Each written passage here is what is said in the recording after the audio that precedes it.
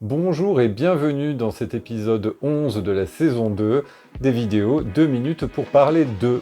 Je suis Sébastien Gentil pour Humanissu Consulting. Aujourd'hui, on aborde à nouveau un sujet délicat, mais crucial, c'est la seconde fois que nous l'abordons, à savoir la gestion de conflits. Parce que finalement, une équipe soudée, c'est une équipe qui gagne.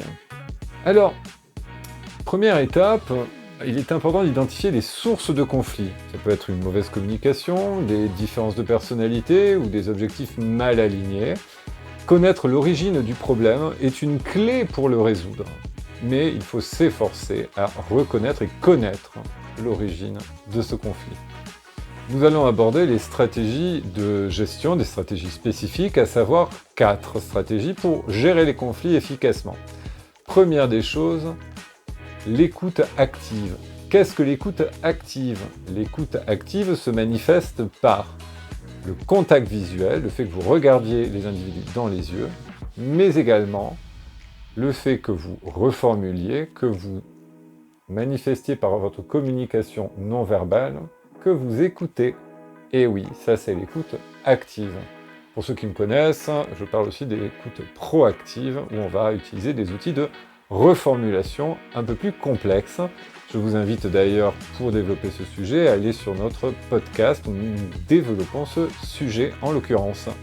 Deuxième stratégie, gardez votre calme. La gestion des émotions est essentielle. Si vous avez du mal à gérer vos émotions, je vous invite à développer votre intelligence émotionnelle, qui est un des sujets aussi de notre podcast. Bref, toujours est-il que l'intelligence émotionnelle va vous permettre d'identifier vos émotions, etc., mais aussi du coup d'adapter vos émotions en fonction des individus, des comportements d'autrui. Bref, l'idée de garder son calme et l'idée de gérer ses émotions.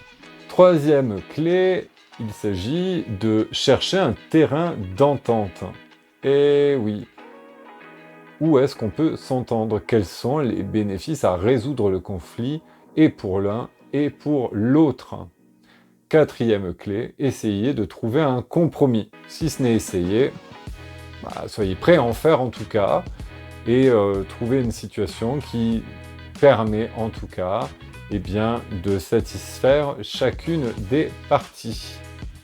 Dans une équipe projet, un désaccord sur la direction à prendre est courant. En appliquant ces stratégies-là, vous pouvez transformer un conflit finalement en opportunité de renforcement de l'équipe, puisqu'il est question de savoir ce que l'on fait de ce conflit. Est-ce qu'il devient destructif, et donc auquel cas on n'avance pas, ou il devient constructif, on tire des enseignements de ce conflit. Une théorie de la Harvard Business Review suggère que les conflits bien gérés peuvent même améliorer la performance d'une équipe. Donc je vous invite à consulter cet article via le lien que vous trouverez en commentaire. Alors, vous êtes prêts à gérer les conflits comme un pro ?